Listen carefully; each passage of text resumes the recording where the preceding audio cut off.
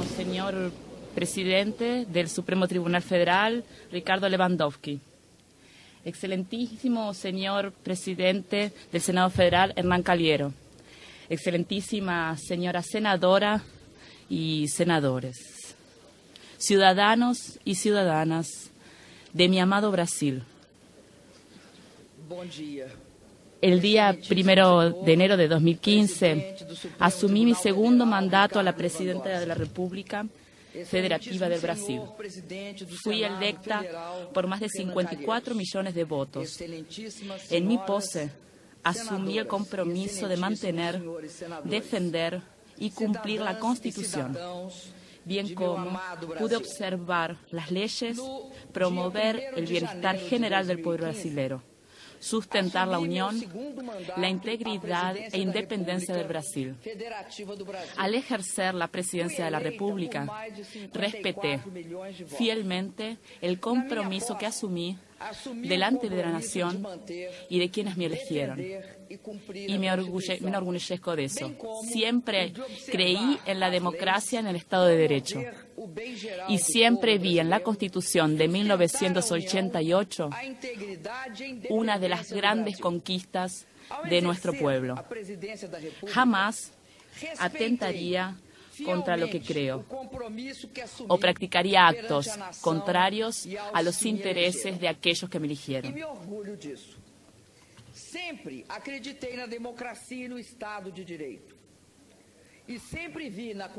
Tuve la oportunidad de escuchar el reconocimiento de ellos, de recibir su cariño. Escuché también críticas duras a mi gobierno, a errores que fueron cometidos y a medidas y políticas que no fueron adoptadas. Recojo esas críticas con humildad, hasta porque con todos ellos tengo derechos y cometo errores. Entre mis defectos no está la falta de lealtad y la cobardía. No traigo los compromisos que asumo, los principios que defiendo y por los que luchan a mi lado. En la lucha contra la dictadura fueron recibidos en mi cuerpo las marcas de la tortura. Por años cargué con el sufrimiento de la prisión. Vi compañeros y compañeras siendo violentados y hasta asesinados. En la época, yo era muy joven. Tenía mucho para esperar de la vida.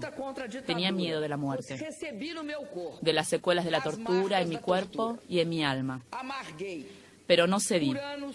Resistí. Resistí a la tempestad del terror que comenzaba a tragarme en la oscuridad de los tiempos amargos en que el país vivía. No cambié de lado.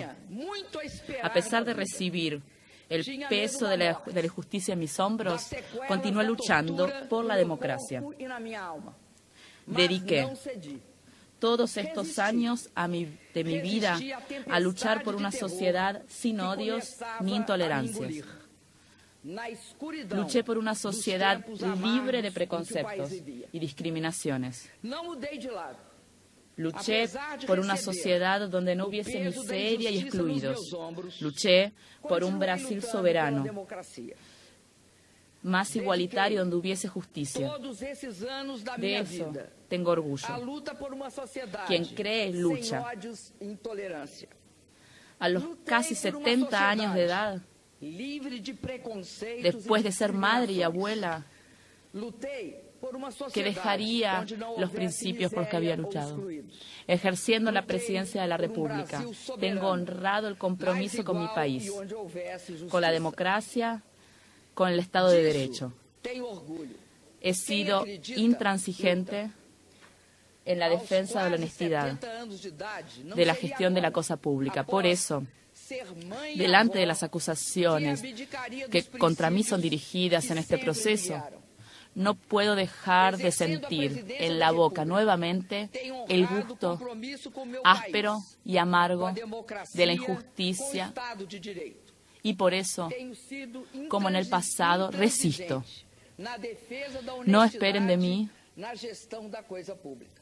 decir que escucho el silencio de los cobardes. En el pasado, con las armas y hoy con la retórica jurídica, pretenden nuevamente atentar contra la democracia y el Estado de Derecho. Si algunos rasgan su pasado y negocian las riquezas del presente, que respondan frente a su conciencia y frente a la historia por los actos que practican. A mí me cabe lamentar por lo que fueron y por lo que se tornaron. Y resistir siempre, resistir para despertar las conciencias, ainda dormidas, para que juntos nos quedemos de pie en el terreno que está del lado cierto de la historia, mismo que el piso tiemble y amenace de nuevo tragarnos. No lucho por mi mandato, por vanidad o por apego al poder, como es propio de los que no tienen carácter, principios o utopías a conquistar. Lucho por la democracia, por la verdad y por la justicia. Lucho por el pueblo de mi país, por su bienestar. Muchos hoy me preguntan, ¿de dónde viene mi energía para conseguirlo? Viene de lo que creo. Puedo mirar para atrás y ver todo lo que hicimos, mirar para el frente y ver todo lo que todavía precisamos hacer. Y lo más importante es que puedo olear para mí misma y ver el frente de alguien que mismo, marcado por el tiempo, tiene fuerzas para defender sus ideas y sus derechos. Sé que brevemente y una vez más en la vida seré juzgada. Y por tener mi conciencia absolutamente tranquila en relación a lo que hice en el ejercicio de la presidencia de la República, que vine personalmente a la presencia de quienes me juzgan, vengo para mirarlos directamente en los ojos a ustedes, vuestras excelencias, y decirles con serenidad, de los que nada tienen que esconder, que no cometí ningún crimen de responsabilidad. No cometí los crímenes de los cuales soy acusada, injusta y arbitrariamente. Hoy, Brasil, el mundo y la historia los observa y aguarda el fin de este proceso de impeachment. En el pasado de América Latina y del Brasil, siempre que hay intereses de sectores de la élite económica y política fueron heridos por las urnas y no existían razones jurídicas para una destitución ilegítima, conspiraciones fueron trabadas, resultando en golpes de Estado. El presidente Getúlio Vargas, que nos dio la CNT y en defensa del patrimonio nacional, sufrió una implacable persecución que dio una trama orquestada por el llamada República de Galeón que lo llevó al suicidio. El presidente Juscelino Kubitschek, que construyó esta ciudad, fue víctima de constantes y fracasadas tentativas de un golpe, como ocurrió posteriormente. El presidente João Goulart, defensor de la democracia, de los derechos de los trabajadores y de las reformas de base, superó el golpe parlamentario, pero fue depuesto y se instauró la dictadura militar en 1964. Durante 20 años vivimos un silencio impuesto por el árbitro y la democracia fue trabada en nuestro país. Millones de brasileños lucharon y conquistaron las elecciones directas. Hoy, más una vez, a ser contrariados y heridos en las urnas los intereses de sectores de la élite económica y política, nos vemos delante del riesgo de una ruptura del orden democrático. Los padrones políticos dominantes en el mundo rechazan la violencia explícita. Ahora, la ruptura democrática se da por medio de la violencia moral y de pretextos constitucionales, para que se dé una apariencia de legitimidad al gobierno que asume sin el aval de las urnas. Y se invoca la Constitución para que el mundo de las apariencias trague hipócritamente este mundo de los hechos. Las pruebas producidas dejan en claro que las acusaciones dirigidas contra mí son meros pretextos guardados en una frágil retórica política. En los últimos días, nuevos hechos evidenciaron otro aspecto de la trama que caracteriza a este proceso de impeachment. El autor de la representación junto al Tribunal de Cuentas de la Unión, que motivó las acusaciones discutidas en este proceso, fue reconocido como sospechoso por el presidente del Supremo Tribunal Federal. Se supo además por la declaración que él había ayudado a elaborar la propia representación que auditó. Queda entonces claro la parcialidad, la trama, la construcción de las tesis que han defendido. Son pretextos, apenas pretextos, para derrocar por medio de un proceso de impeachment sin crimen de responsabilidad a un gobierno legítimo, elegido en votaciones directas con la participación de 110 millones de brasileros y brasileras. El gobierno de una mujer que osó ganar 2 elecciones presidenciales consecutivas. Son pretextos para viabilizar un golpe en la Constitución, un golpe que, si es consumado, resultará de una elección indirecta de un gobierno usurpador, la elección indirecta de un gobierno que ya en su integridad no tiene mujeres comandando los ministerios, cuando el pueblo en las urnas eligió una mujer para comandar el país. Un gobierno que dispensa a los negros en su composición ministerial y ya reveló un profundo desprecio por el programa elegido y aprobado por el pueblo en el 2014. Fui electa presidenta por 54 millones y medio de votos para cumplir un programa cuya síntesis está grabada en las palabras: ningún derecho a menos. Lo que está en juego en el impeachment no es apenas un mandato. Lo que está en juego es el respeto a las urnas, a la voluntad soberana del pueblo brasileño en la Constitución. Lo que está en juego son las conquistas de los últimos 13 años. Las ganancias de la población, de las personas más pobres y de la clase media. La protección a los niños, a los jóvenes. Los jóvenes llegaron a las universidades y a las escuelas técnicas. La valorización del salario mínimo. Los médicos atendiendo a la población. La realización del sueño de la casa propia. Lo que está en juego es la inversión en obras para garantizar la convivencia con la seca en el semiárido. Es la conclusión del soñado y esperado proyecto de integración del San Francisco. Lo que está en juego es también la gran descubierta del Brasil, el presal. Lo que está en juego es la inserción soberana de nuestro país en el escenario internacional, pautado por la ética y por la búsqueda de intereses comunes.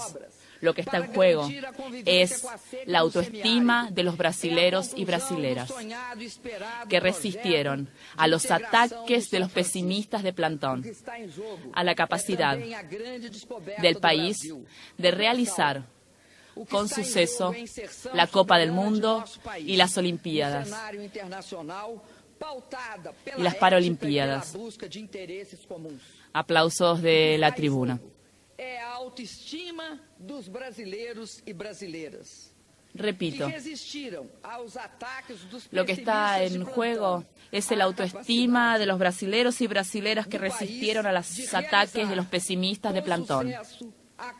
La capacidad del país de realizar con suceso la Copa del Mundo y las Olimpiadas y las Paralimpiadas. Lo que está en juego es la conquista de la estabilidad que busca el equilibrio fiscal, que busca el control de la inflación y no abre mano de programas sociales para nuestra población. Lo que está en juego es el futuro del país, la oportunidad y la esperanza de avanzar siempre más. Señoras y señores senadores, en el presidencialismo previsto en la Constitución, en nuestra Constitución, no basta la eventual pérdida de mayoría parlamentaria para apartar un presidente. Hay quien se configura crimen de responsabilidad y está claro que no hubo tal crimen. No es legítimo, como quieren los acusadores, apartar al jefe de Estado del gobierno por no concordar por el conjunto de su obra. Quien aparta al presidente por el conjunto de su obra es el pueblo, y solo el pueblo en las elecciones. Y en las elecciones, el programa de gobierno vencedor no fue ahora instalado y diseñado por el gobierno interino y defendido por mis acusadores. Lo que pretende el gobierno interino es mudado en efectivo es atacar las conquistas de los últimos años, desvincular las jubilaciones y pensiones del salario mínimo.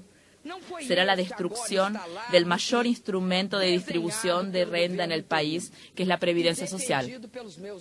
El resultado será más pobreza, más mortalidad infantil y la decadencia de los pequeños municipios del interior del país. La reducción de los derechos y garantías sociales previstos en la CNT y del saque de garantía de la dimisión del trabajador son amenazas que palian sobre la población brasilera caso prospere el impeachment sin crimen de responsabilidad.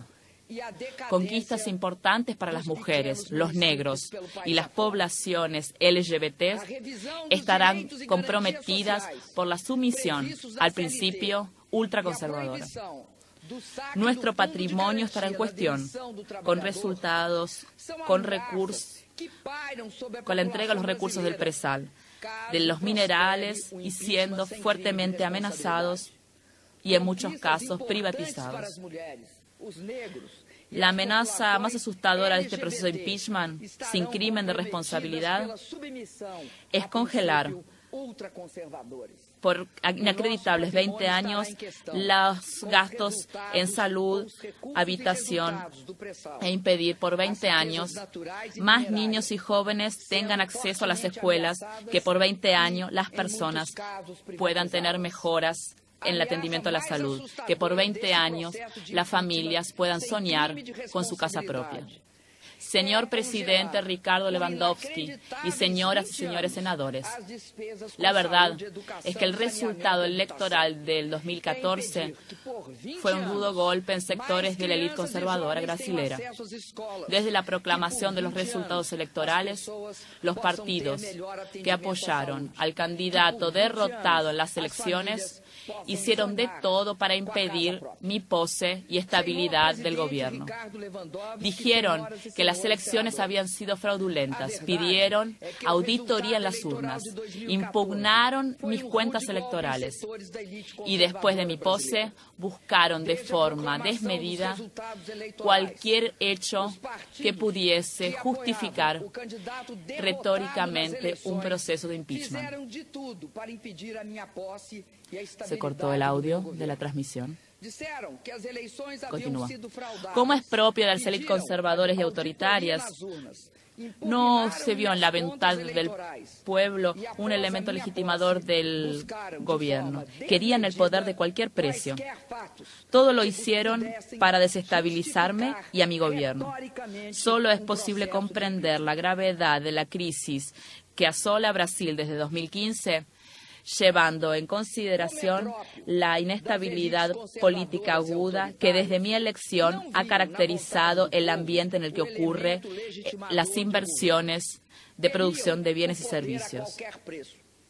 No se buscó discutir y aprobar una mejor propuesta para el país. Lo que se pretendió permanentemente fue afirmar de cuán peor, mejor, en la búsqueda obsesiva de desgastar al gobierno, poco importando los resultados de esta cuestionable acción política para toda la población. La posibilidad del impeachment se tornó un asunto central de la pauta política y periodística apenas 2 meses después de mi reelección, a pesar de la evidente improcedencia de los motivos para justificar ese movimiento radical. En ese ambiente de turbulencias e incertidumbres, el riesgo político permanente provocado por el activismo de oposición acabó siendo el elemento central para la retracción de las inversiones y una profundización de la crisis económica. Debe ser también resaltado que la búsqueda del equilibrio fiscal desde el 2015 encontró fuerte resistencia en la Cámara de Diputados en la época presidida por el diputado Eduardo Cunha. Los proyectos enviados por el gobierno fueron rechazados, parcial o integralmente. Pautas bombas fueron presentadas y algunas aprobadas. Las comisiones permanentes de la Cámara en 2016 solo funcionaron a partir del día 5 de mayo, o sea, una semana antes de la aceptación del proceso de impeachment por la Comisión del Senado Federal. Los señores y las señoras senadoras saben que el funcionamiento de esas comisiones era y es absolutamente indispensable para la aprobación de proyectos que interfieren en el escenario fiscal y puedan encaminar una salida a la crisis. Fue creado así un deseado ambiente de inestabilidad política, propicio a la abertura del proceso de impeachment sin crimen de responsabilidad. Sin esas acciones, Brasil ciertamente estaría en una situación mejor política, económica y fiscal a la que está hoy. Muchos articularon y votaron contrapropuestas que durante toda la vida defendieron, sin pensar en las consecuencias que implicarían para el país y para el pueblo brasilero. Querían aprovechar la crisis económica porque sabían que así que mi gobierno viniese a superarlas, su aspiración de acceso al poder iría a ficar sepultado por más un largo periodo. Sin embargo, las fuerzas oposicionistas solamente consiguieron llevar adelante su intento cuando otra poderosa fuerza política se agregó. La fuerza política de los que querían evitar la continuidad, la sangría de los sectores de la clase política, motivado por las motivaciones de corrupción y de desvío del dinero público. Es notorio que durante mi gobierno y durante el gobierno del presidente Lula fueron dadas todas las condiciones para que las investigaciones fuesen realizadas. Propusimos importantes leyes que dotaron a los órganos competentes de condiciones para investigar y punir a los culpados y castigar a los culpados. Aseguré autonomía del Ministerio Público. No permití cualquier interferencia política en la actuación de la Policía Federal. Contrarié intereses. Por eso pagué y pago un elevado precio personal por la postura que tuve. Arquitectaron mi destitución independientemente de la emisión de cualquier hecho que pudiese justificarla delante de nuestra Constitución. Encontramos en el presidente del Cámara de Diputados, Eduardo Cunha, el verso de su alianza golpista. Articularon, situaciones fueron creadas con el apoyo descarado de sectores de la media para construir el apoyo político necesario para dar lugar y dar atrás al resultado electoral de 2014.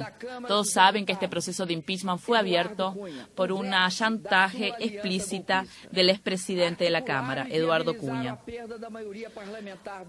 Como llegó a reconocer en declaraciones de la prensa por los propios denunciantes, exigía a aquel parlamentar que yo intercediese para que diputados de mi partido no votasen por la abertura de su proceso de casación.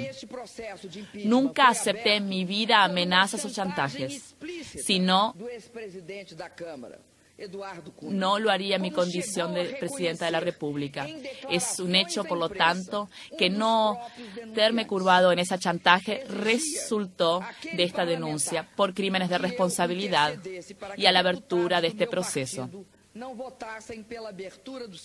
Si yo tuviese entrado en complicidad con lo que hay de peor en la política brasilera, como muchos hoy no tienen el menor pudor en hacerlo, yo no correría el riesgo de ser condenada injustamente. Quien ha realizado complicidad con estos inmorales no tiene respetabilidad para gobernar. Quien actúa para juzgar a una persona que es acusada de enriquecerse a costas de las ganancias del gobierno brasilero acabará pagando delante de la sociedad el precio del descompromiso con la ética. Tengo, y todos saben, mucho orgullo. Todos saben que no me enriquecí en el ejercicio de cargos públicos, que no desvié dinero público en mi gobierno en beneficio propio ni de mis familiares y que no poseo cuentas o inmuebles en el exterior. Siempre actué con absoluta propiedad en los cargos públicos que ocupé a lo largo de mi vida. Curiosamente, seré juzgada por crímenes que no cometí. Antes del juzgamiento del expresidente de la Cámara, acusado de haber practicado gravísimos actos ilícitos en que lideró las tramas que bancaron las acciones volcadas para mi destitución. ¿Ironía de la historia? No, de forma ninguna. Se trata de una acción deliberada que cuenta con el silencio cómplice de sectores de la gran media brasilera.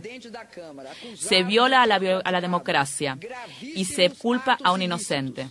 Este es el telón de fondo que marca el juzgamiento que será realizado por la voluntad de los que lanzan contra mí pretextos acusatorios sin fundamento. Estamos a un paso de la consumación de una grave ruptura institucional.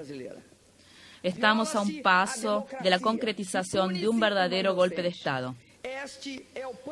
Señoras y señores senadores, vamos a los autos de este proceso. ¿De qué soy acusada? ¿Cuáles fueron los atentados a la Constitución que cometí? ¿Cuáles fueron los crímenes que practiqué? La primera acusación se refiere a la edición de 3 decretos y créditos suplementares sin autorización legislativa. A lo largo de todo el proceso mostramos que la edición de esos decretos siguió todas las reglas legales. Respetamos la previsión en la Constitución, la meta definida y las autorizaciones establecidas en el artículo 4 de la Ley Orçamentária del 2015, aprobadas por el Congreso Nacional. Todas esas previsiones fueron respetadas en relación a los 3 decretos. Ellos apenas ofrecieron alternativas para la puesta de los mismos límites de empeño y financiero establecidos por el decreto de contingenciamiento que no fueron alterados. Repito, por los decretos de contingenciamiento que no fueron alterados. Por lo tanto, no afectaron en nada a la meta fiscal. Además, en 2014, por iniciativa del propio Ejecutivo, el Congreso aprobó la inclusión de la obligatoriedad de que cualquier crédito abierto debe tener su ejecución subordinada al decreto de descontingenciamiento editado según las normas establecidas por la Ley Complementar de Responsabilidad Fiscal. Y eso fue precisamente respetado. No sé si por incomprensión o por estrategia, las acusaciones realizadas en este proceso buscan atribuir a esos decretos nuestros problemas fiscales. Ignoran o esconden que los resultados fiscales negativos son consecuencia de la desaceleración económica y no su causa. Se esconde que en 2015, el agravamiento de la crisis, tuvimos una expresiva quiebra de la receta a lo largo de todo el año. Fueron 180.000 millones a menos de lo previsto en la ley osamentaria. Hacen cuestión de ignorar que realizamos en 2015 el mayor contingenciamiento de nuestra historia.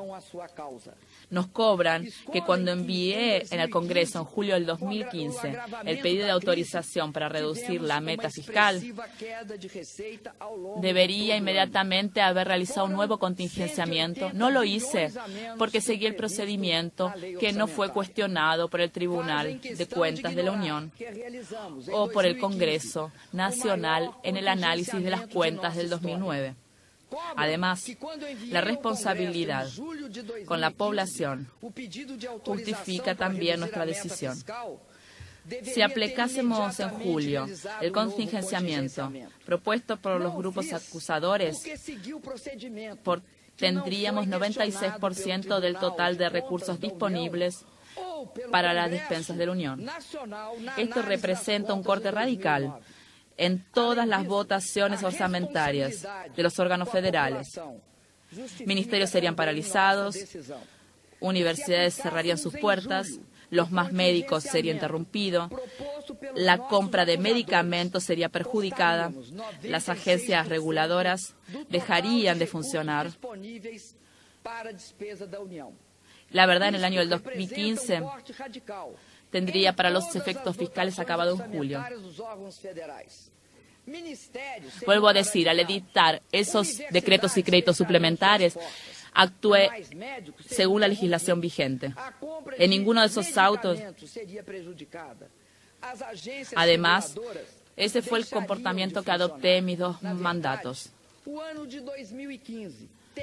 Solamente después de que firmé esos decretos que el Tribunal de Cuentas cambió la posición que siempre había tenido en la materia. Es importante que la población brasilera sea aclarada sobre este punto. Los decretos fueron editados en julio y agosto del 2015 y solamente en octubre del 2015 el plenario del Tribunal de Cuentas de la Unión aprobó la nueva interpretación.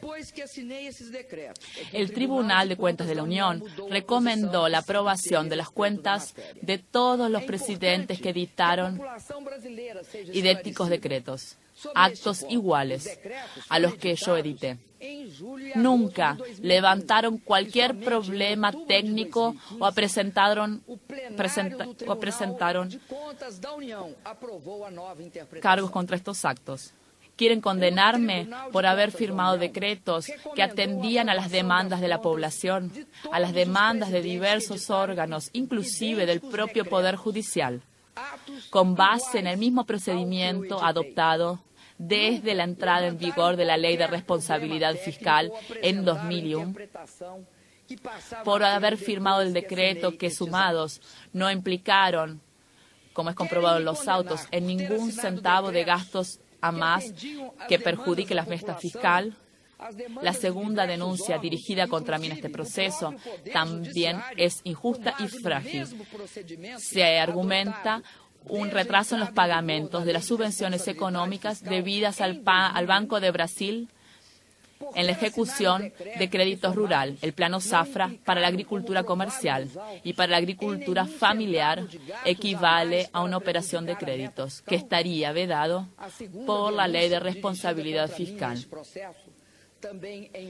Como mi defensa y varios de los testimonios ya relataron, la ejecución del Plan Zafra es regida por una ley de 1992 que atribuye al Ministerio de Hacienda la competencia de su normativización, inclusive en relación a las acciones del Banco de Brasil. En este sentido, la presidenta no realiza ningún acto en relación a la ejecución del Plano Zafra. Parece obvia, además de jurídicamente justo, que yo no sea acusada por un acto inexistente. La controversia en relación a las operaciones de crédito surgió nuevamente de una interpretación del TSU cuya decisión definitiva fue emitida en diciembre del 2015. Nuevamente, una tentativa de decir que cometí un crimen antes de la definición de la tesis de que habría un crimen. Una tesis que nunca había surgido antes y que, como todas las señoras y señores senadores supieron en días recientes, fue realizada especialmente para esta ocasión. Recuerdo además la decisión reciente del Ministerio Público Federal que archivó el inquérito sobre esta cuestión. Afirmó no caber responsabilidad fiscal porque eventuales atrasos de pagamentos en contratos y prestaciones de servicios entre uniones e instituciones financieras públicas no son operaciones de crédito. Insisto, señores y señoras senadores, no soy yo ni tampoco mi defensa los que hacemos estas alegaciones. Es el Ministerio Público Federal que se recusó a dar secuencia al proceso por la inexistencia de crímenes. Sobre los cambios de interpretación del TSU, recuerdo que antes de la decisión final actué de forma preventiva. Solicité al Congreso autorización para pagar estos pasivos y definí en decreto plazos de pagamentos para estas subvenciones debidas. En diciembre del 2015, después de la decisión definitiva del TSU y con autorización del Congreso, saldamos todos los débitos existentes. No es posible que no se vea aquí también la arbitrariedad de este proceso y la injusticia también de esta acusación. Ese proceso de impeachment no está practicando justicia. Yo no atenté en nada, en absolutamente nada, contra cualquiera de los dispositivos de la Constitución, que como presidenta juré cumplir. No practiqué actos ilícitos. Está probado que no actué dolosamente en nada. Los actos practicados estaban enteramente volcados a los intereses de la sociedad. Ninguna lesión trajeron al erario público. Vuelvo a afirmar, como lo hizo mi defensa durante todo el tiempo, que este proceso está marcado desde el inicio al fin por un clamoroso desvío de poder. Es eso que explica absoluta fragilidad en las acusaciones que contra mí son dirigidas. Se ha afirmado que este proceso de impeachment es legítimo porque los ritos y los plazos habrían sido respetados. Sin embargo, para que pueda hacerse justicia y la democracia se imponga, la forma solo no basta. Es necesario que el contenido de la sentencia también sea justo y en el caso jamás habrá justicia en mi condena. Oso decir que en varios momentos este proceso se desvió clamorosamente de aquello que la Constitución y los juristas denominan el debido proceso legal. No hay respeto al debido proceso legal cuando la opinión de condena de gran parte de los que juzgan es registrada por la gran prensa antes del ejercicio final del derecho de defensa.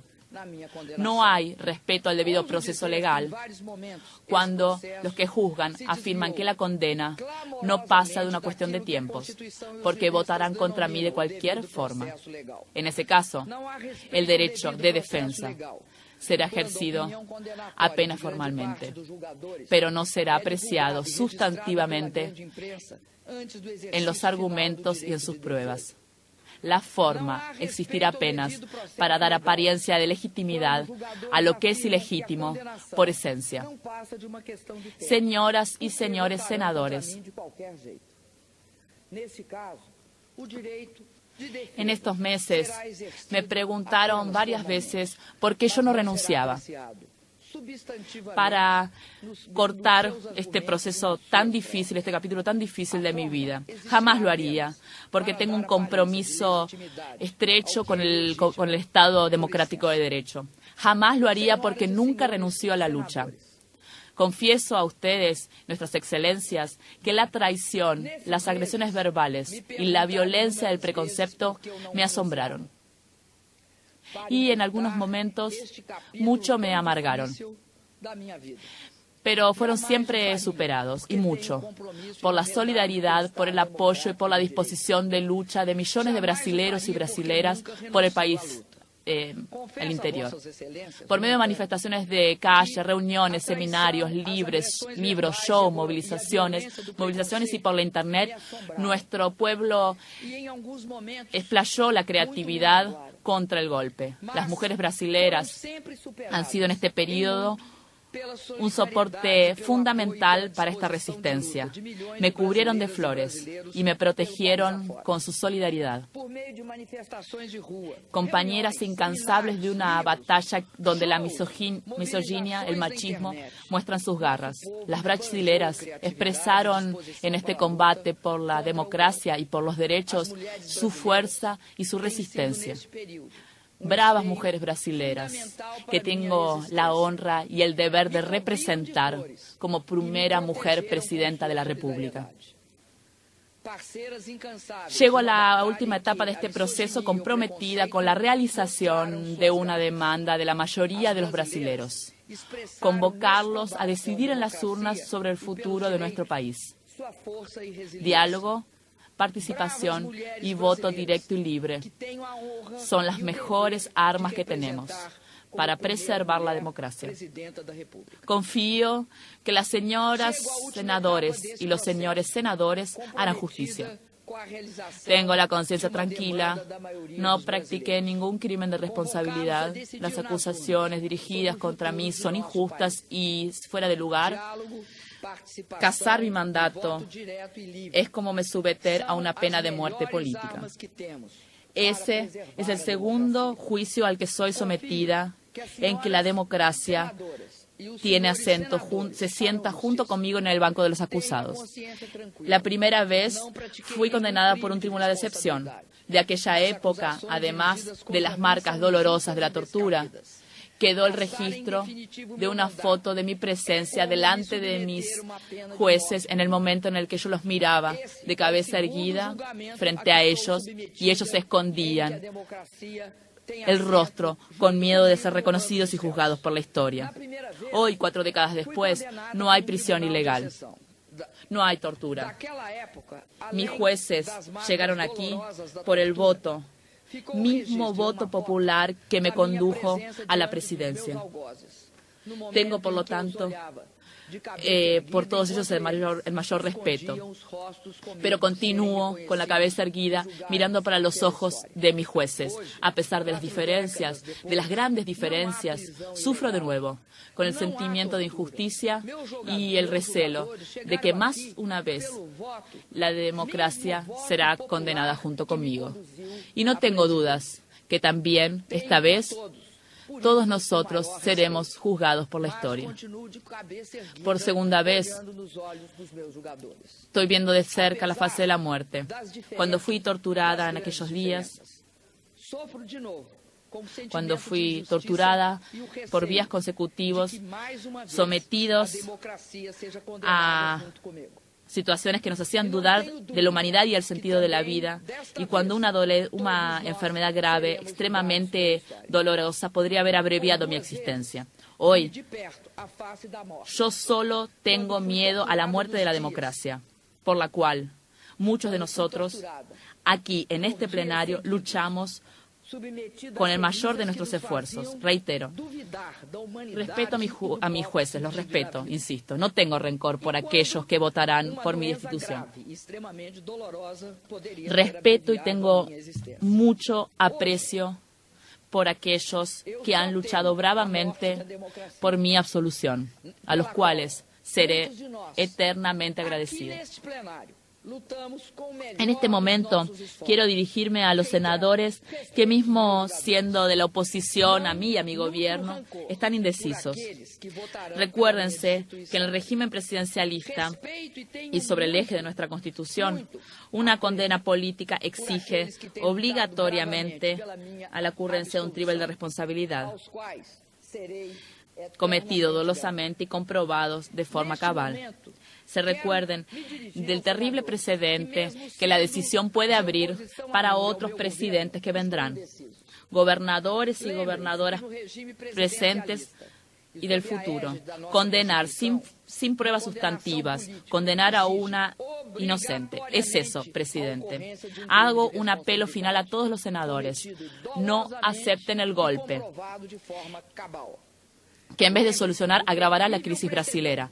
Pido que hagan justicia a una presidenta honesta, que jamás cometió cualquier acto ilegal en la vida personal o en sus funciones públicas que ejerció. Voten sin resentimiento.